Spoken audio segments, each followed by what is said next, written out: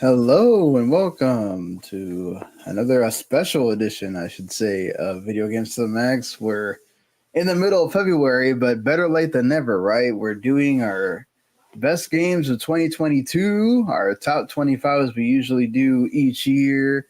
Unfortunately, we're a bit short-handed because we kind of had to just decide to do this, but the usual folks that would be part of this crew did give us their top 10 lists that we'll use to kind of help make our 25.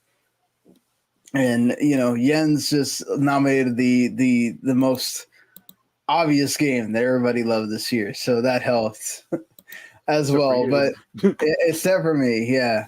And Randy as well. He didn't play Elden Ring either. So that being said, just in case this is your first time listening or watching us here, whether you'll watch live on YouTube or you watch on Twitch or you watch on any of the social medias or you just watch later on demand on YouTube, or you can just listen in podcast form wherever you get podcasts by subscribing to Video Games to the Max as well. So anyway, we're doing our best of 2022 here just to kind of we're going to sort of list out everybody's top 10 so you know what games we're kind of working with you.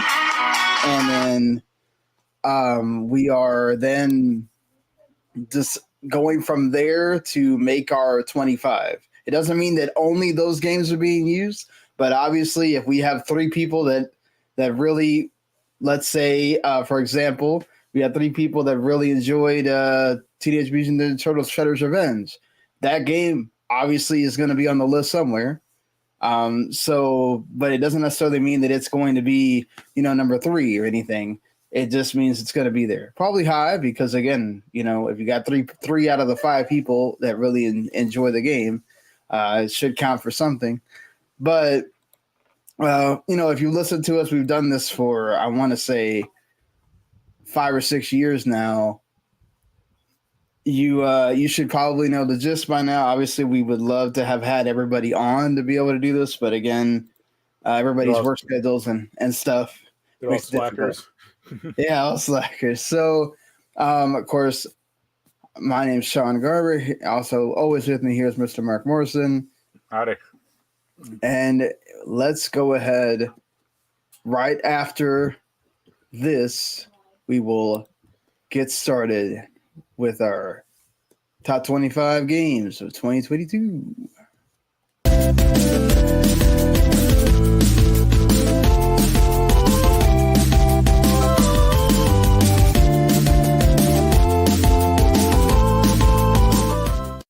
You are listening to Video Games to the Max. Hey, all right. Well, I already basically did the housekeeping beforehand, so I don't need to do it again. But here we go. Let's start off with our top 10, since we'll do the 2 folks that wish they could be here, but they could not. But thankfully, they did provide us the top 10. And first off, let's start with Daniel. His number 10, Marble Snap.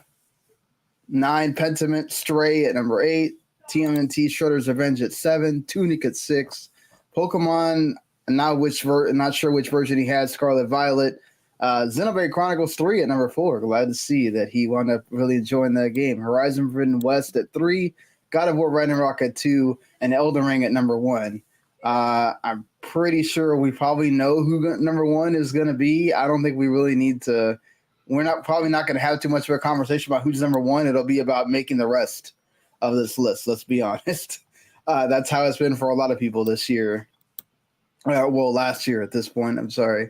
Randy's top 10 is both Daniel and Randy. I would consider them more of like they're the working dad, casual gamer. They're not. They used to be more hardcore gamers back in the day, but obviously other jobs and other things. Randy's a local sportscaster now, Mr. Big Shot. He plays games when he can. So of the games he got to play and enjoy this year, number 10, MLB The Show 2022. That's always a staple for him. He loves baseball. Stray at number 9. Tunic at 8. WWE 2K22 for him at 7. That made a resurgence this year. Vampire Survivors at 6. Sifu at 5. Nobody Saves the World, which I actually played with Randy. Teenage Mutant Ninja Turtles, Shredder's Revenge at 3. Signalis, that's awesome to see that game that high. And God of War Ragnarok for Randy. So Randy's game of the year is God of War Ragnarok. Again, Daniel's was Elden Ring. Going through Marc's here. I don't know. I had it on here. I don't know why it disappeared. But yeah, Marc's, you can pretty much guess what number one is, considering what he's talked about this year. But really cool to see that he did put Kirby's Forgotten Land at number 10, Horizon from the West at 9, Live Alive at 8. Awesome to see that on here. Heartbreak Shipbreaker, which I swear we put on last year, but maybe not. Lost Ark at 6, Fire Emblem 3 Hopes at 5, Mario Rabbids Sparks of Hope at 4, Sonic Frontiers up there high, and then of course God of War Ragnarok and Elden Ring at 2 and 1. And for me, I had TMNT Shredder's Revenge at 10. I'm going to be honest, towards the last part of the year, I did not get to do my usual where I catch up on everything through October to December. So my list is not as complete as I would have loved it to have been. But I got the 2 Pokemon games on here. No one's is. Pokemon Legends Arceus at 9, Pokemon Violet at 8, Marvel Snap at 7, Plague Tale Requiem at 6. Tinykin at 5, Vampire Survivors at 4, Signalis at 3, Neon White at 2, and for me, Xenoblade Chronicles 3, because I didn't play the other 3 big games, is my number 1. I would have probably been my number 1 anyway, but still, just wanted to put that out there. I didn't get to play the other 3 games, even though I have God of War sitting there on my PlayStation. So that being said, that's kind of the games that we're like starting from. So you know what they're going through. We have another list of games that we played and they didn't make our top 10s that we'll pull from as well, like Jens and Bayonetta 3, for example. Or I can't think of it at this minute. But either way, let's get going. Oh, go ahead. Yeah. I don't want to nominate whatever Digital Devil Summoner or whatever the fuck that thing was that we played. What? The fact that you can't remember the actual name. Yeah. Right now, that should tell you everything. So Soul Hackers 2, that was it. Yeah, so no, definitely not Soul Hackers 2. Let's not nominate that.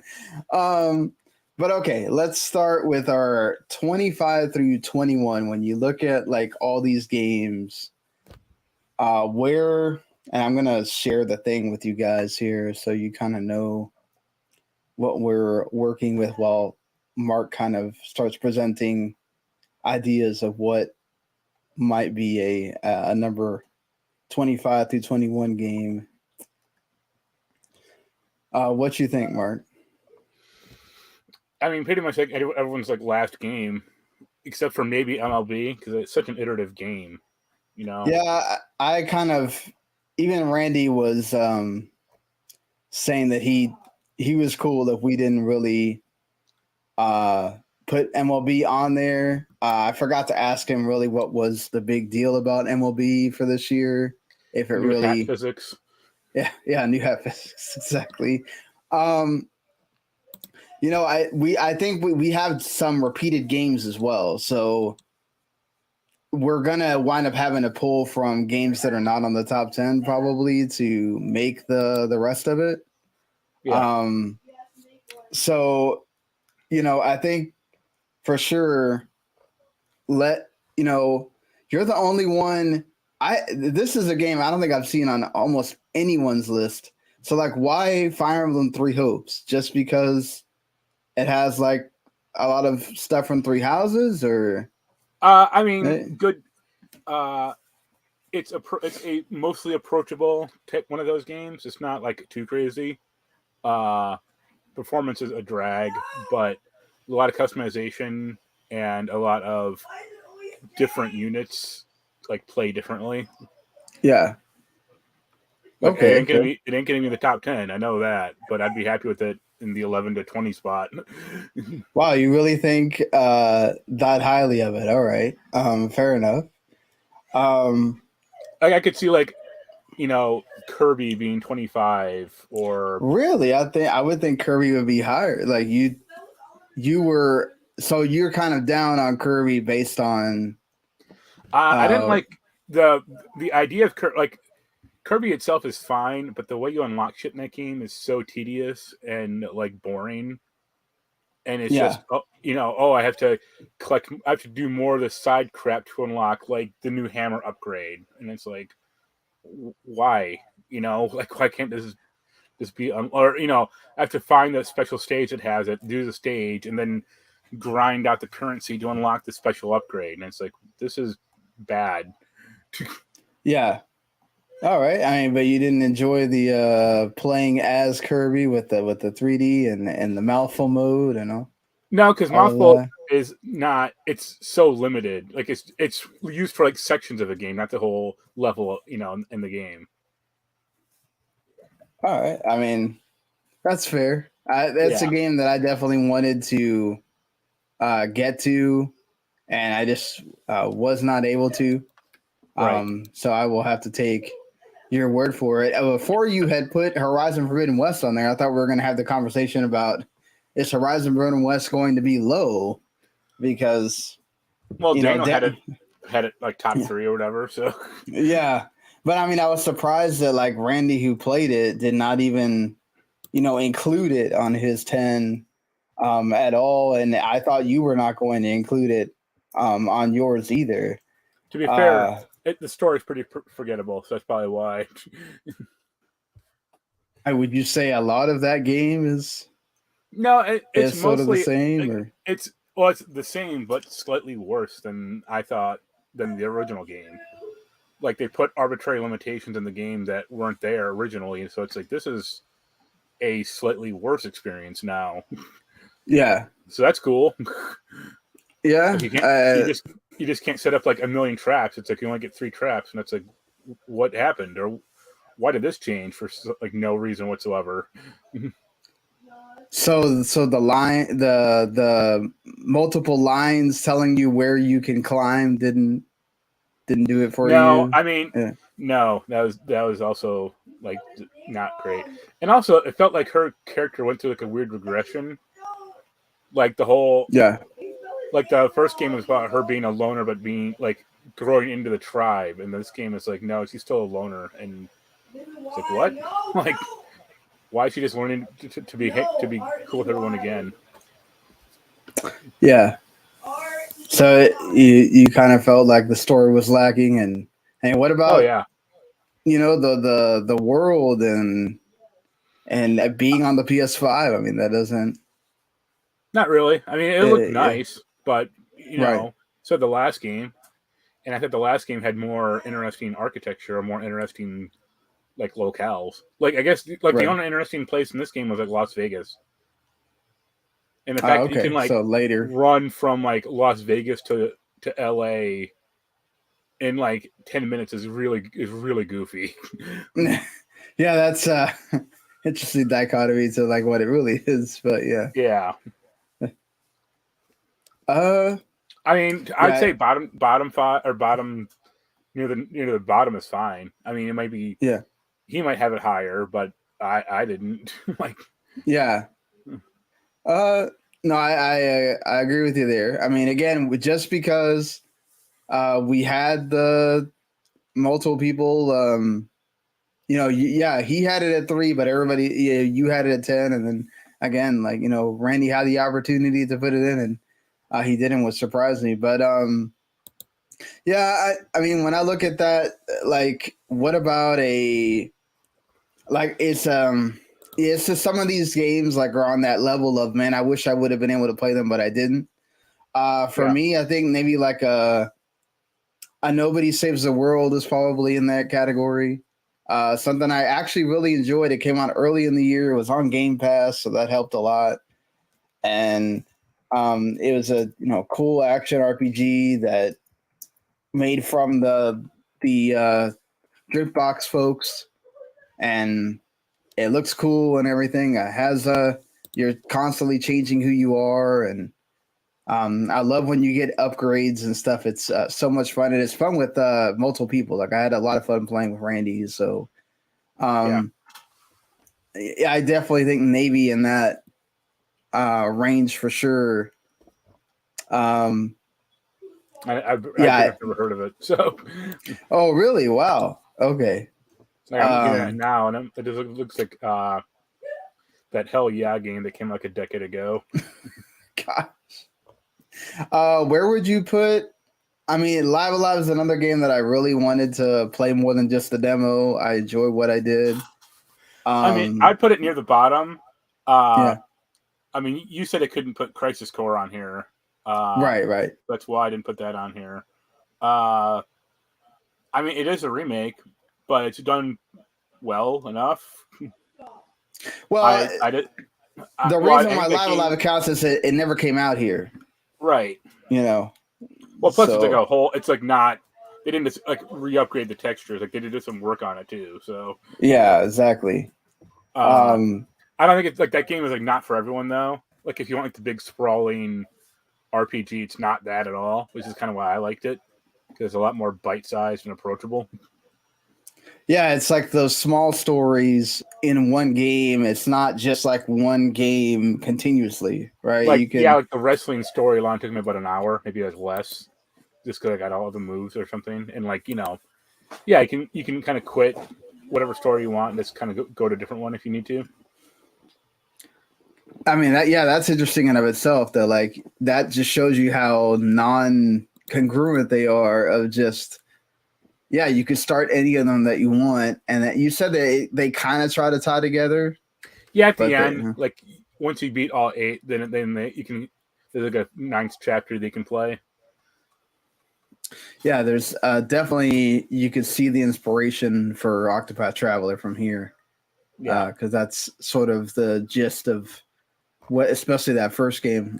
They're saying that they supposedly are going to try to improve the connectedness of the story for the second game, but we'll see. I haven't played that demo yet.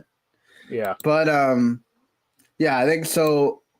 Okay, Nobody Saves the World, Live Alive, can be here. I mean, what about I know you really like this game. We talked about it a lot on the podcast. Heartspray Shipbreaker. Even though, I think you were playing in early access last year. I really can't remember if we ended up putting it on the list last year or not. I haven't played it for a while. Yeah. But I mean, it officially launched this year. Right. That's cool. Like, it has an actual story now. Yeah. It has a story mode now? Okay. Oh, yeah. Okay, fair enough.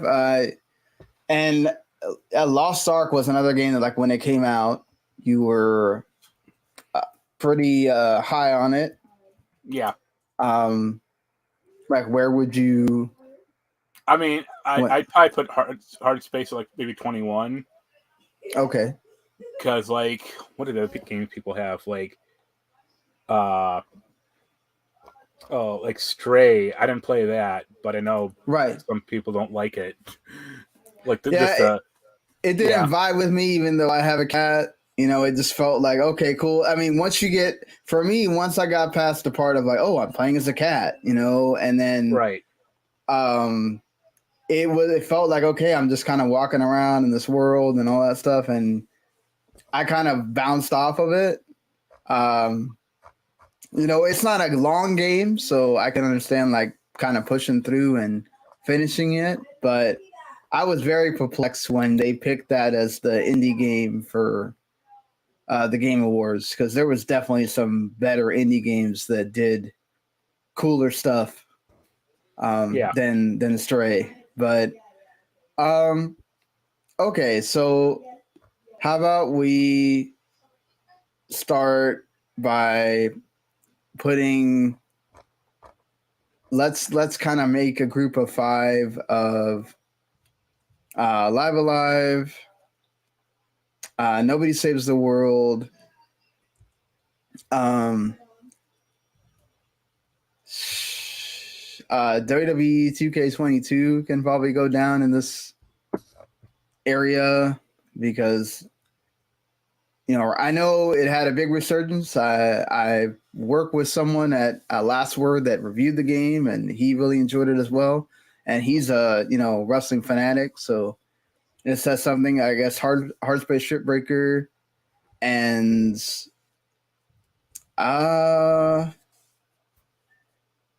man, I would say no. I'll fight for. I don't even know if I want to put both the Pokemon games on here or not. So I'd put the. yeah. I mean, if it was, I haven't played either Yeah. of those games. I would say Arceus looks more interesting from a gameplay perspective.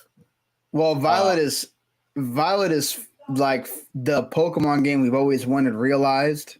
Yeah, except It it runs just- like ass. Yeah, I mean, it doesn't run well, but when it does run well, it's still that game. I really enjoyed Arceus. That's why it's on here.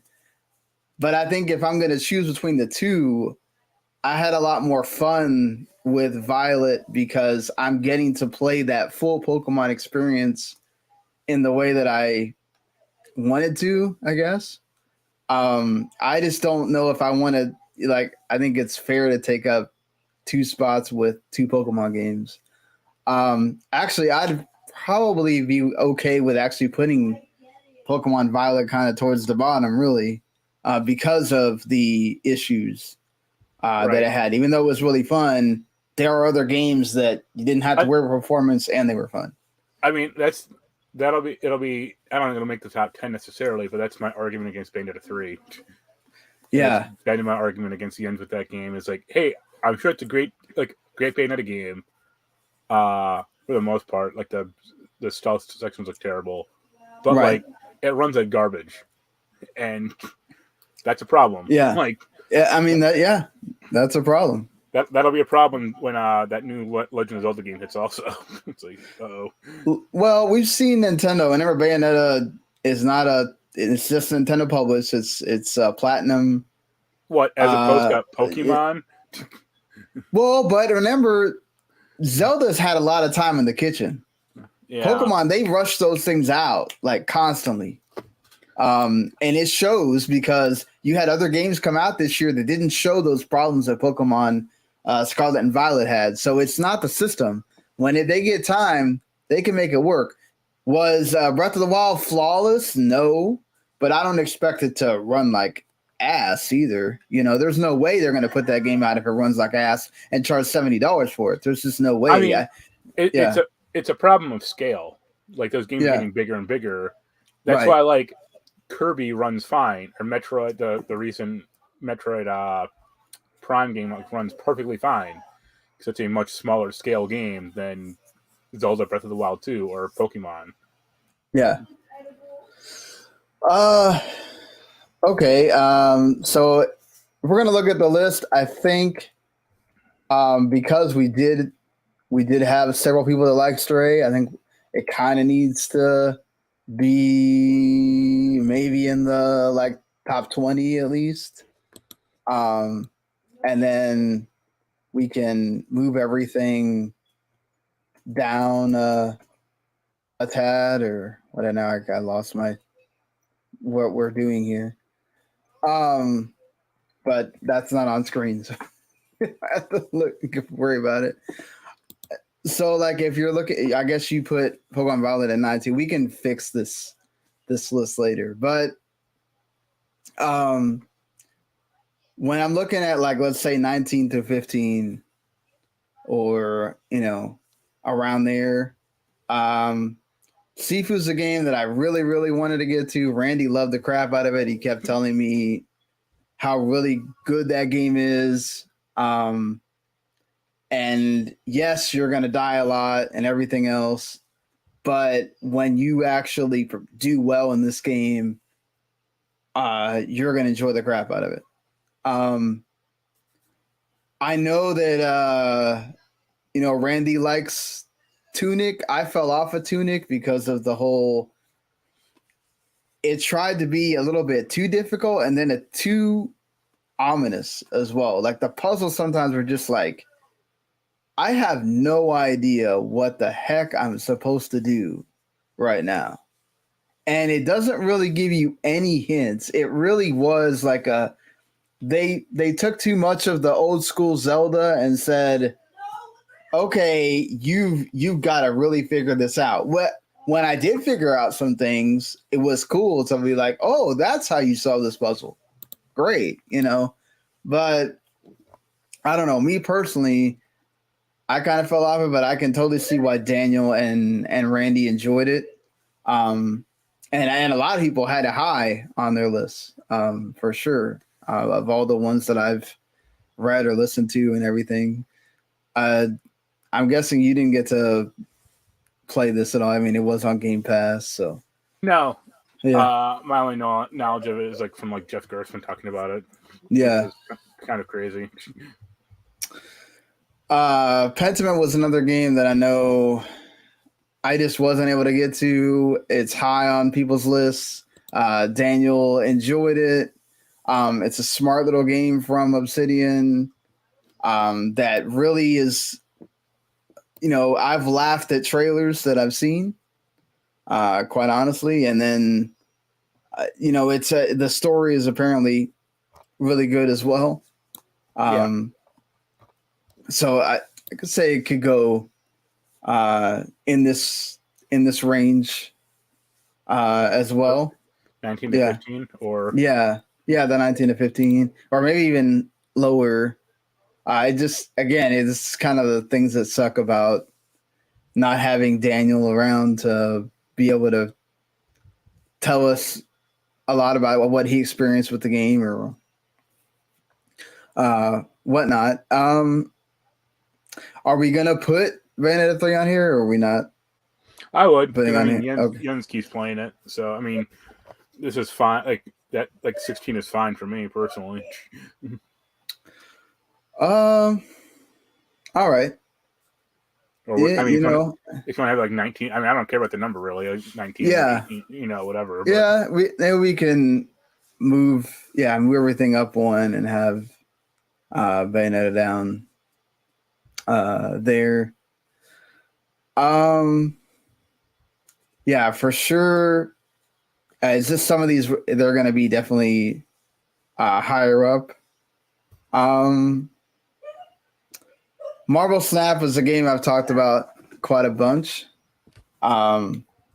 It's a game that I enjoyed a lot of. That the fact that it doesn't really, I love the fact that it doesn't. It does in a way, but it also doesn't try to push you into. Okay, you've got to buy. Like it definitely lets you enjoy the game, and you can play the game without having to buy cards. Just by winning matches, you can win things and go pretty far. Yeah, are you going to hit a wall if you don't start actually customizing your deck and using some of these cards that you actually need? Or like try to figure out what your style is going to be. Yeah, sure. Like any card game, you really do have to strategize at certain points. But I think if you haven't given it a try because you may feel like it's pay to win or I would say even if you're just like a comic book fan, you don't have to be like a Marvel cinematic universe fan. I think definitely if you have a phone or even on your PC, you should give it a try. It's one of the better, card games out there that's come out recently. So I would say it can go in this range too, maybe at 15. Okay. Daniel also liked it too.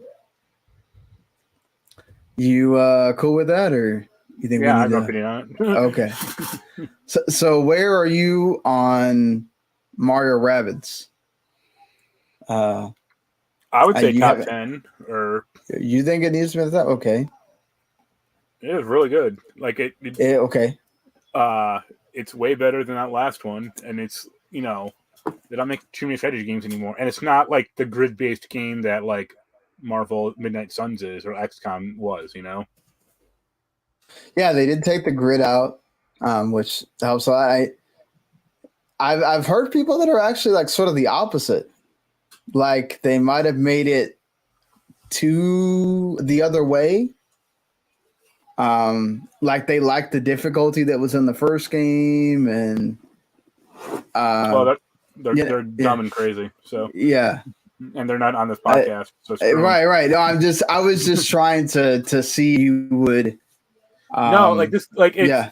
It's not necessarily hard, but there are hard parts to like later enemies and stuff. Like it's a nice gradual ramp to the difficulty. Okay, if you're saying that there's a lot for it there, then yeah. we can. The only thing I've heard people not like about the game is the new character is like attitude personified, or like so designed by committee that it's like awful. Yeah, but you never have to use her unless you don't want to. So who cares? I mean, yeah, that's true as well. Yeah, I think definitely. I really, really enjoyed this game. I didn't get to talk about it.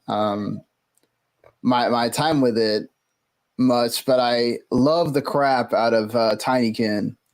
It's a game that, I didn't have a lot of familiarity with Pikmin, and obviously now Pikmin 4 coming out pretty soon.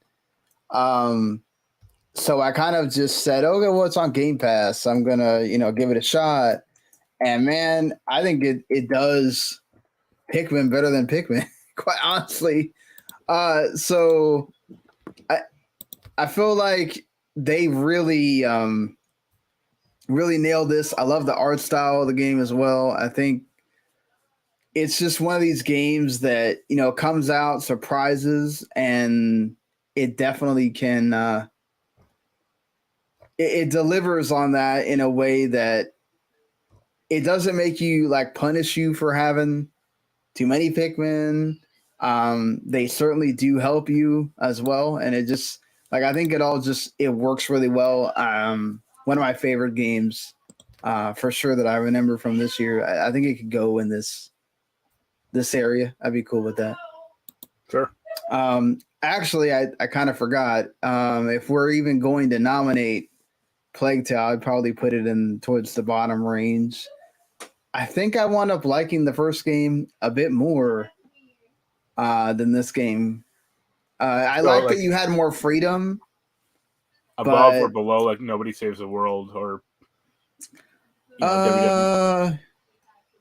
okay, yeah, like I could say, if we're gonna give it a number, I'm That's confusing myself. Well, I know. Put it at I guess 19 or something, around there. Okay. And you can just move everything. One. I also didn't get to finish it, so I feel like I couldn't put it super high either. Unfortunately, maybe if I would have finished it, maybe I would have liked it better than 1. But there was times where I just didn't feel the rush to want to finish it like I did the first game for sure. Where are we putting?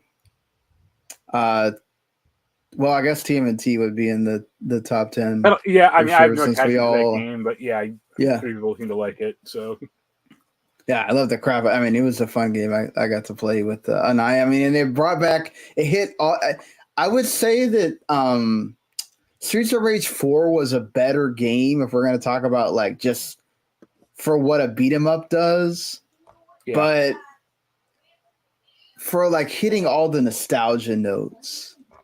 And then just somehow better making that game better than it was, adding, Streets of Rage is never a big arcade game, right? To me, it's always been much more of a console game, and then it's never had a license attached to it. That's recognizable characters. It's not I don't even know the Streets of Rage guys, so. As opposed to Donatello or Leonardo or someone like that. Well, I mean, to be fair, I was always more of a Final Fight guy, but I just that has Mike Hagar in it. He's always recognizable. Of course. But yeah, I mean, it just the way they did it, it felt just like playing Turtles in Time again, and then they added some challenge to it, and then added some more like modern accoutrements to it as well. And then of course being able to play in co-op. It had a pretty decent story too, I thought, for being beat 'em up. Yeah. Me and Yin should have played it, but I think we both got burned by that Scott Pilgrim game, so we just kind of avoided it. Oh man, I think y'all would have enjoyed it. Quite honestly. A lot more than Scott. When I'm looking at if we're going to talk about like the 3 most recent like beat 'em ups that like I guess have cachet, Scott Pilgrim's that remaster whatever they did would definitely be like bottom third for sure. Well, I mean, like it worked single player, but the multiplayer like was busted. So it's like, this is kind of an issue. Yeah, for sure. I think TMNT is definitely going to be in that top 10. I'm trying to think of what we have that really we need to figure out that we haven't put somewhere. Fire Emblem 3 Hopes. Are you good with it being in this? Being like number 11. Okay, you're good with it being number 11. So now we're up to the top 10. Okay. We are? Okay. Well, it's according to my list. I mean, you can reorganize this thing later on if you want. Later. Okay. What do we have at 12? I put Lost Ark. Oh, you put Lost Ark. Okay. You really thought of it that highly, Lost Ark? All right. The problem with Lost Ark is, I mean, that game has been around for a long-ass time, and they've been bolting expansions onto it. And after, like, you get to the main game, like, I got completely lost in that game. No pun intended. Okay. Because, like, the world dramatically opened up and I was, like lost. I didn't know where to go next. Like, I got a ship, and I'm like, what the fuck do I do with this thing? Like, yeah. I'm just sailing around, like, little islands, and I'm like, I have no idea where to go. And it just told me to, like, increase my power, or, my equipment level, but it's like I don't know how to really do that anymore. Yeah. So all right. So we're fully into the top 10. Okay, go ahead. I was gonna say the one game I forgot was Tunic, but where would you put that? Like lower or higher? Oh, Tunic, okay. Okay, well, looking at let's break down this 10 first, then I think we need to figure out where Tunic goes. So definitely for me, Signalis is in the top 10. Neon White is in the top 10. Horizon, we know God of War, Elden Ring. Those are all going to be, and Xenoblade are all in the top 10. So we may have to like start looking at like kicking a game off. Yeah, cut off like Kirby if you want to do, or Kirby. Oh no, I think Kirby is like, you know what? Kirby deserves to have his time in the limelight. He finally had his 3D game, and it was actually pretty good. I mean, why not give it a spot? Because Kirby works better in the pinball arena. No, he can work in the. What about the 2D arena? He's great in the 2D. How many of these Game Boy games did they just put on the Nintendo Switch Online have Kirby? I mean, so well, I think 2 of them actually, the Tilt and Tumble, and then the other one, first Kirby. That's not out yet, but yeah. Yeah. Man. Okay, so you're nominating Kirby to take out. I'd probably take out a few other games first, but okay, so let's have this conversation. Did you like fill out the rest? So nobody's seeing this, so we can just put random games in here. I'd probably yank out if I'm being truthful, because I didn't play it and I don't really care to, and you didn't finish it, like the Plague Tale Requiem.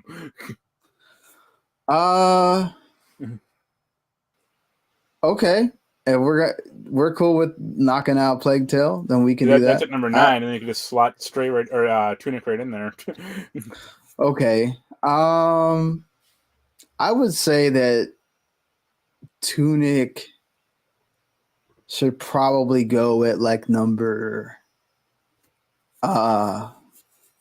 like number 15. Or well, Okay. 14 above Marvel Snap. How about that? So yeah, put it in that category.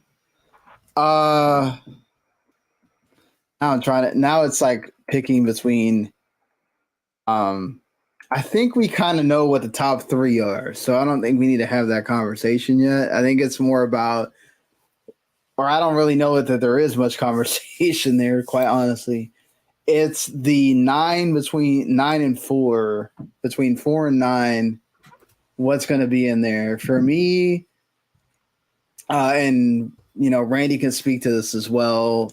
Signalis was, yeah, it's a retro game. Yeah, it's a PS1 retro game, survival horror, whatever. But what it does right is it, is able to capture that and then have wonderful atmosphere, make you feel lonely without totally scaring you as well, but also having everything else that makes up the survival games.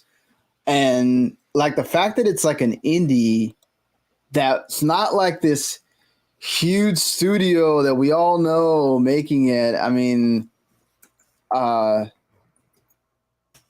I really want to put it in like the top 5 or whatever. That's how much I loved it. But and then Randy had it pretty high as well, unless you're gonna argue against it. No, I never played it. I have a key, I Oh. just never used it. What? Really? You had a key and you never used it, man. You're missing out. You need to go play that for sure. Yeah, I think Adam just sent it. He occasionally just sends me keys like after the game's like out for like months. Yeah. It's like rotting in his email folder. He sends it to me, and like half the time I forget. Yeah. I mean, there was just like it. Look, I don't have the history with these games like Randy does, but it's just genre that I have picked up recently of playing Resident Evils and stuff like that, and just like it gave me all those feels of the recent games I've played, and then from having seen those games back in the day, watching friends play them and everything, it's like, oh yeah, this definitely feels like that. And they did it wonderfully. So cool. All right, I don't have to argue with you on that. But yeah, I guess right, man. Actually, I don't think Horizon needs to be at number 4. That's just me. I had it number 10. Okay, you have it at number 10. Well, I know you had it at number 10, but I'm just saying, like, I know Daniel has it as number 3, but like, you don't seem very convinced by Horizon. I just feel like it doesn't, just because it's a big game, doesn't need to have that. I mean, I judge those games by like how much side stuff I finish. Yeah, and I finished a fair amount in that game, but there's way more that I didn't finish, and I have no desire to go back to it. So, okay, and the story gets real dumb at the end. Oh, that's not helpful. So, where are you wanting to put Sonic Frontiers here? That's number 2. One of your high. Really? No. I will accept number 3, but number 2. No, it will not be number 2 or 3. But like, so, as like a lot of Sonic Frontiers is one of those like, okay, I love, a lot of people loved it because they've actually accomplished what a lot of people thought they couldn't. Even yourself, you were talking major crap about this game. So like, what do you feel like was a big plus for Sonic Frontiers that makes you go, okay, yeah, they nailed it, The fact that like the game world actually works, which is like shocking. Like you're not just suspended in midair constantly. That like the whole crux of Sonic is like exploring, and you can actually do that in this game. Like you're not on rails constantly, and the stupid cyberspace levels, you're still kind of on rails. Like they're all kind of in midair again, but they're so short. Like it's like neon white kind of. Like they're so short that it doesn't matter. And by the end of that game, I was like, bye. I didn't play I think I played one of those levels in like the last game world, like the last like game environment, because they had so much materials saved that I just did the fishing mini game over and over, and then I just beat the game that way. So you broke the game, and you like the fact that you could. Well, I mean, it lets you do Do that. that. Like it's not like a hidden thing, but that game is busted in a lot of ways. But that I guess that enhances it to me, because I don't think I actually like the game if it worked 100% correctly. But it has like a lot of weird like pathos with it, with the characters. Like it's like I think it's the second landmass you hook up with Knuckles, and you're like flashing back to Sonic and Knuckles shit from like the Sega Genesis, and it's like, this took a turn. Like, I didn't expect to go back to this. All right, so my thing is, like, man, I really love the crap out of Vampire Survivors. The crux of that game though is you're just moving around, right? Right. So you're moving around, but I mean, these hordes can kill you, and much, yeah. But it's you're not shooting directly, like it's an auto shooter, right? Right. It's an auto shooter. Yeah, exactly. So like that makes it, like, to me, that makes it like less of a game. Like, or that's like basically mashing like Geometry Wars with like an auto clicker. Well, but the thing is, it's not just like, okay, I have to, I'm not pressing the button to make him shoot or make her shoot, but I'm having to pick the class. I'm having to figure out which add-ons to put on my character so I can survive past level 10 or whatever.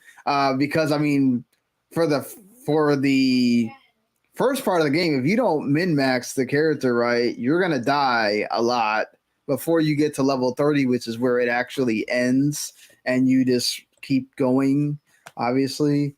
I just think that, like, it's just a surprising thing that, like, it took me a while. It took me a while to get it, right? But when I got it, it was just like one of those, like, oh, okay, this is why you're getting so many people recommending this game. And it's like, and it's just so much fun. Like, once you are able to figure out, okay, look, I basically just need to go like all out attack here. Don't go all about like healing or defensive things. Just try to destroy everything, because that way they can't touch you. You know, I'm okay if we got to put it down a little bit, but man, it definitely deserves to be in the top 10. It was a great game for this year and a great surprise for this year too. You know, it deserved to be one of the phenomenons of 2022 gaming, because there's a lot of times where you have a game that comes out and all the people are just loving the crap out of it, and you're kind of like, really? This was not whatever y'all were saying it is, but this game definitely lived up to that. Yeah.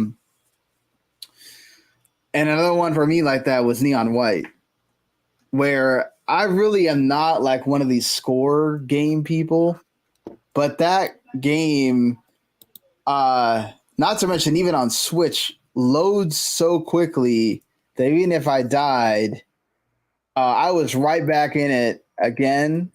And I like the fact that like your cards that you're unlocking is what actually helps you be able to move around in the world, and you actually have to figure out the pattern of how this works. I mean, we talked about it on the Switch, but that's another example of like scale is fine because the levels are like small. It's not like big ass open world. So that's why. Well, I mean, remember it only came out on Switch and PC, right? So, and that's the thing too. It's from the guy that made Donut County, which is like, these two games cannot be any more different. Also, the story is just kind of zany, and and whatever, and but you're sort of like romancing as well, and yeah, I love the combination of all that.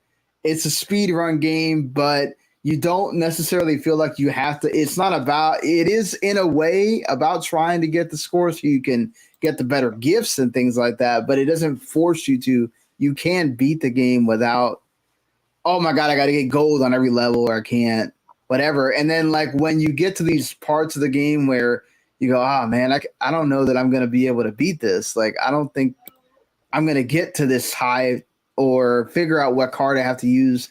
And then when you figure out the solution, it's a really cool, like in puzzle sequence of figuring all that out at once. I would say overall, I think Neon White I enjoyed more than Vampire Survivors. So what are we going to? I don't know. Is there something else that I haven't mentioned aside from the major three that you feel like we need to be putting in, or? Not really, because everyone else it seems pretty. Yeah, I think we put in everything. Yeah, and conceptually, you really want to put Turtles above Horizon, because even though it's a game we all enjoyed, it is still a beat 'em up. And yes, it does include some new things. But is it really doing anything totally? Well, Horizon isn't really necessarily that either. Yeah, I was going to say the same thing. Like Horizon barely had anything new. It's like I said, it takes away some things. So I would put. Definitely, we got to put Vampire Survivors before Turtles.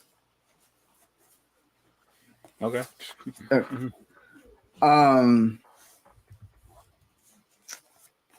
Okay.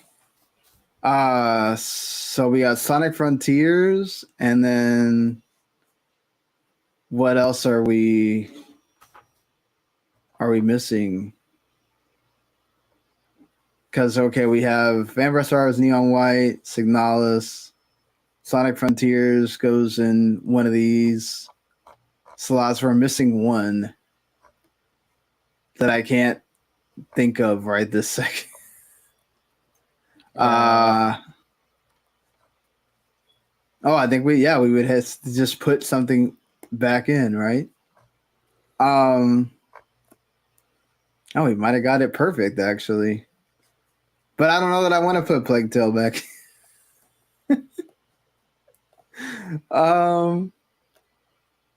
Yeah, okay, you put Mario Rabbids in, right? Okay. I don't think I did.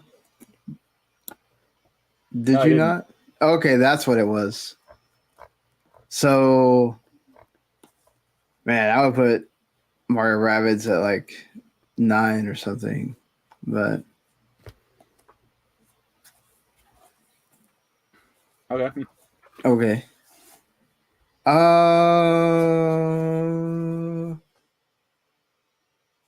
Okay, and we're then removing everything else.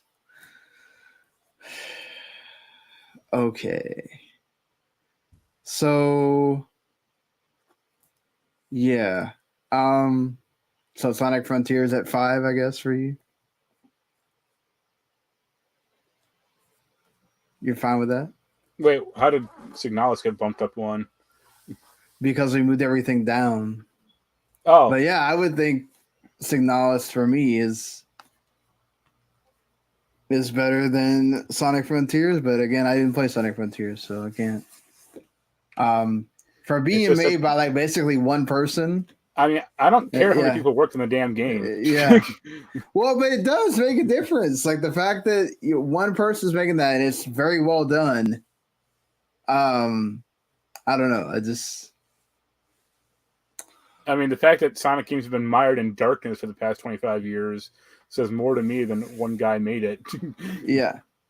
I mean, but it's a great, like, going back to survival horror and then including and then moving it past that and also having like the modern stuff as well. Like, and the story is actually really good. I enjoy the crap out of it.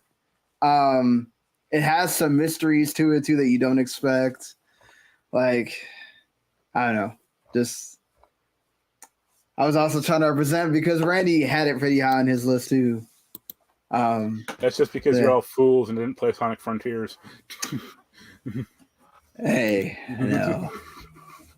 You can't see the majesty involved. It might be one of those I pick up this year. I mean, it was already cheap. Like, it got discounted like 2 weeks after it came out. So yeah. I mean, I guess if you want to put Technology above it, that's fine. But you're still wrong. All right, that's fine. You get to have your game of the year. So, like, I mean, not mine. Everyone's. Yeah, for people who didn't fucking play it.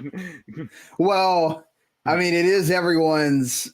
Unless I have seen some people still pick God of War, but it is what it is. I didn't play God of War. I wish I would have. There's people that say it seems like it. So where do you feel like it's better than 2018? No. Oh wow. No. Okay, I don't know what we're showing here. I guess it more depends on like what does Xenoblade Chronicles 3 do differently than the last two. Well, Xenoblade Chronicles 3 is the best of the three. But that's not actually what it does differently. Like that's just okay. Like, I mean, you're talking about so what it does differently. I'm not talking like story. I'm talking like gameplay, Okay, but that's the point though, is the fact that it's the best story out of the three. It has the best characters out of the three. The characters are not you can all care about all of them. And the fact that they come all from different sides and they all kind of cohese into one unit. And you like by the end, you're caring about all of them. You care about what happens in this story and to these characters. It looks like the expansion pass is not going to go further on that. It looks like it's going to be a prequel, sadly. But just because I wanted to, hopefully it flashes forward. But when I think about like my time with that game, I enjoyed everything about it. Yeah, a lot of the Xenoblade trappings are already there because you have two other games in that series. But it doesn't mean that like the way you explore the world is better. Maybe the music is probably the only thing you could argue that 2 is better, but the characters are better. The story is better. The gameplay is better because it melds both number 2 and number 1, and you have the attacks of both, and you can use them at any moment. The gameplay is not this obtuse feeling of adding systems and then they never explain them to you. The systems are very well explained, and they keep adding them as you go through, so you don't ever feel like, okay, I got to worry about getting bored. Like, I never thought about that. And then also, the side quests are extremely awesome in this game. You get heroes based on the side quest. All the hero stories mean something. Like, every time, I just wanted to get more and more of the heroes. There's callbacks to 2 and 1. It's basically like an amalgamation of getting to have that ability of this is the end, right? This is the end of this arc.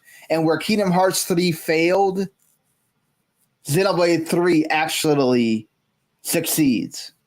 You know how Xenoblade 3 was supposed to be this magnum opus of, okay, this arc, which now apparently it's not ending, but now it's ending and we're going to all love it and everything. And it's like, what is the thought behind Kingdom Hearts 3? Most people don't like it compared to 2 or 1.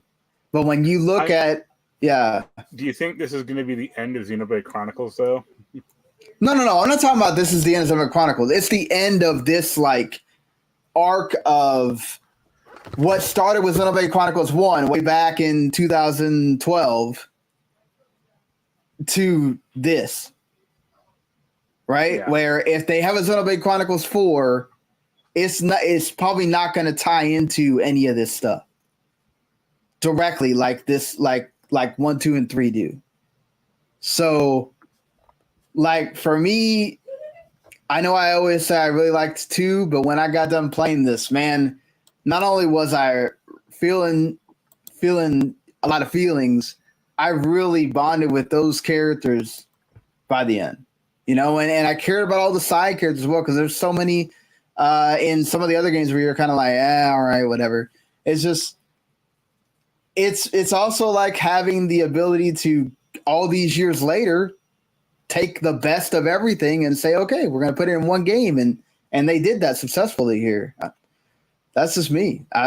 If we could put a number 2, that'd be awesome. But I get that I didn't play God of War, and Randy also has it as number 1, which, that should count for a lot there. I know he loves that series too. So, yeah. I mean, I'd have Xenoblade at 3, but I understand your point of view to an extent. But I mean, Daniel's not here to defend why he gave it number 4. So I guess I felt personally let down by Ragnarok, just by some of the design changes they made. Oh, really? Okay. Yeah, like I said, I don't like the splintered world that they made, and like the fact that there's no kind of hub world anymore or hub area. Like that sucked. Yeah. And I thought combat got a little too busy, because now you're juggling 4 different weapons at once, or the capacity to have 4 different weapons. Okay. So that's just me, but I think it's like a good technical marvel that they're able to keep that kind of still able to keep that one shot thing going on, and the characters are still interesting and good. And yeah, do you feel like the story accomplishes what they wanted here, or did that? Yeah, much more than Uncharted 4 or certain other this is the last game in the series, goddammit, games they tried to make. Okay. Because there is a finality to Kratos' story. All right, yeah, I mean that makes me want to play it, obviously, because I really enjoy what I played of the 2018 and just loving the earlier God of War games. So knowing that there does feel like there's a finality to that story. Yeah, it's the same. It's oddly the same problem as Horizon. The last game kind of set the character on an arc, or you achieve something with the storyline of the character, and then the next game kind of erases that, and it's like, wait, what happened?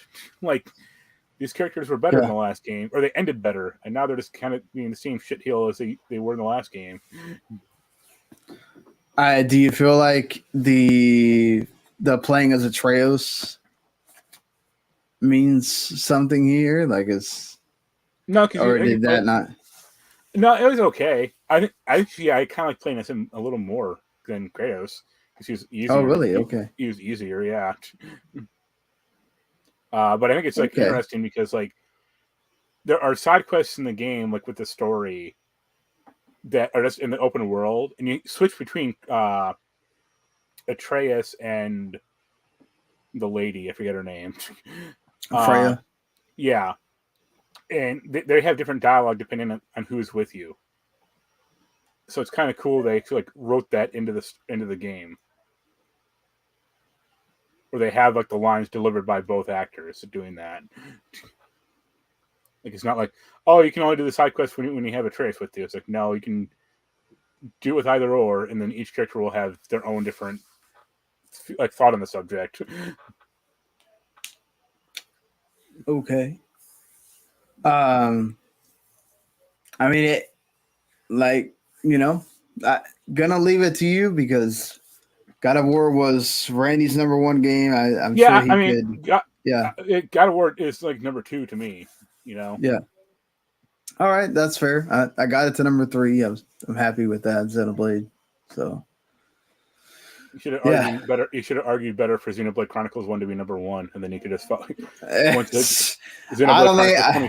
it hit Xenoblade Chronicles 25, then you'll be yeah. When I'm dead, probably. So Elden Ring's number one. Obviously, I don't think we need to. Yeah. Marc's been talking about it the whole year. Jens also had his time to be on to talk about it. I think we had Keith on as well, talked about it. Daniel has talked about it. It's number one for Jens, Marc, and Daniel.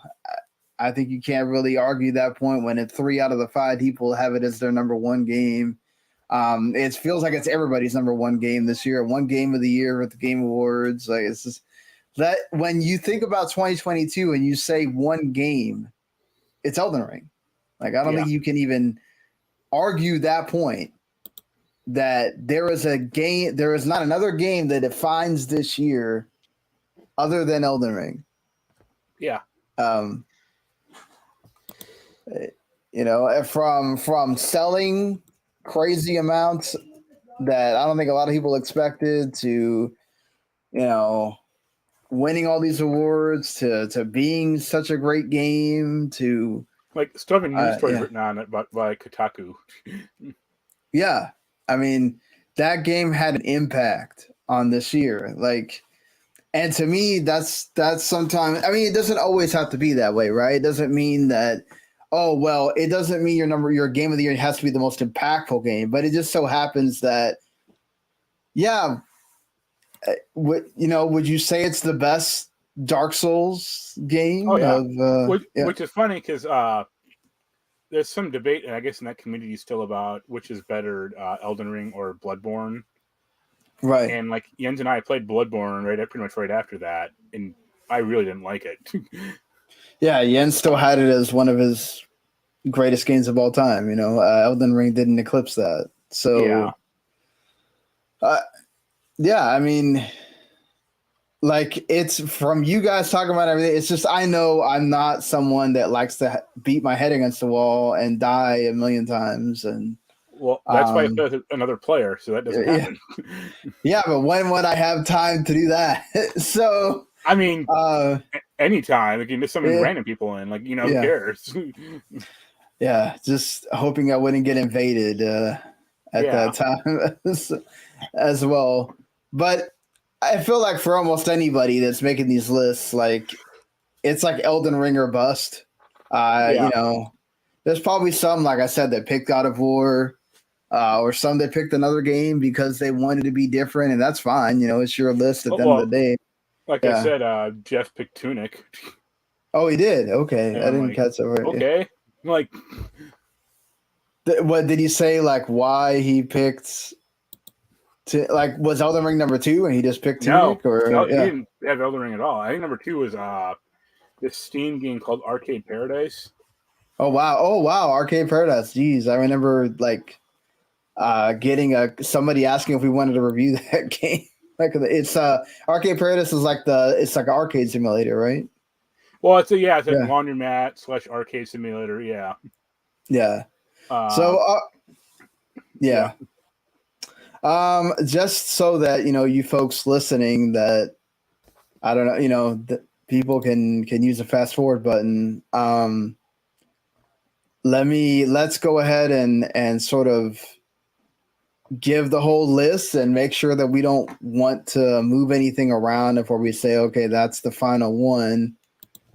Right now, this is what we have. We got Kirby at 25, Kirby the Forgotten Land at 25, I should say. Live Alive at 24, Nobody Saves the World at 23, WWE 2K22 at 22, Heartspace Shipbreaker, Stray, Bayonetta 3, Pokemon Scarlet and Violet, Sifu, Pentiment, Marvel Snap, Tunic, Tinykin, Lost Ark, Fire Emblem 3 Hopes, which still is weird to me because I think that one's definitely out of left field. Like, I don't think I've heard anybody even mention that Fire Emblem. Like, that's a really interesting one that we'll probably be one of the few that even mentioned that Fire Emblem 3 Hopes is in their top whatever of the year. Horizon Forbidden West, Mario Rabbids Sparks of Hope, TMNT Shredder's Revenge, Vampire Survivors at number 7, Neon White at 6, Silent Frontiers at 5, Signalis at number 4,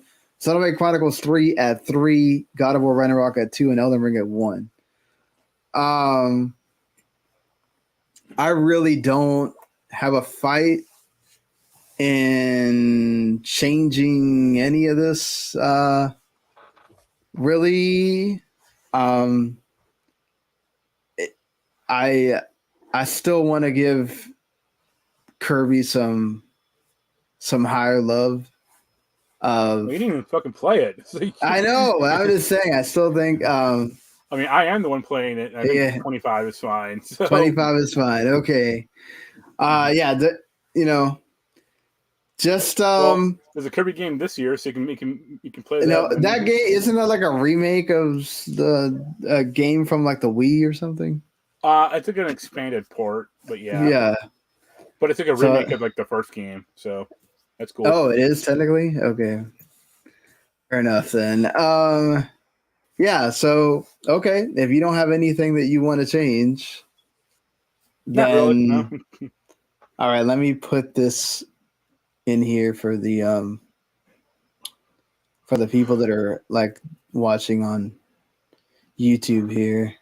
I don't know if people can even see this because there's not really a way for me to make it any bigger, unfortunately.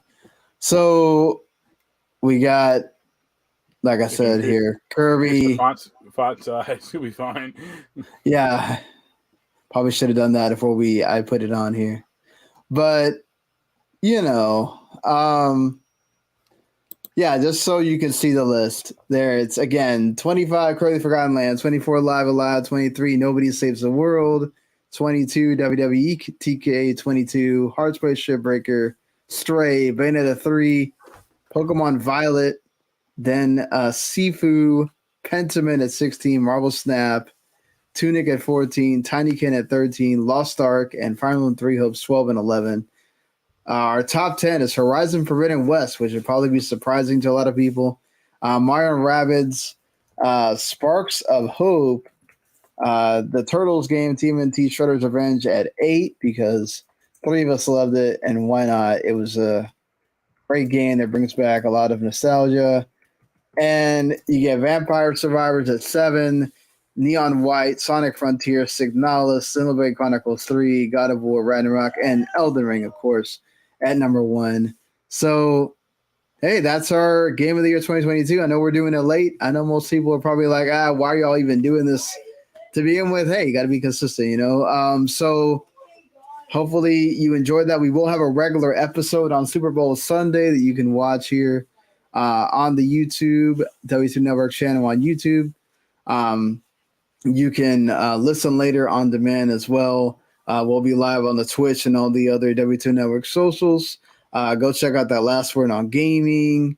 We're part of the Last Word on Sports podcast network as well, which that's just lastwordonsports.com/podcast. You can find us through there. So, yeah, hopefully we'll keep doing this thing. We'll be back tomorrow if you're watching live or watching, and we'll see you then. That'll be a regular episode, and we'll have have you been playing anything?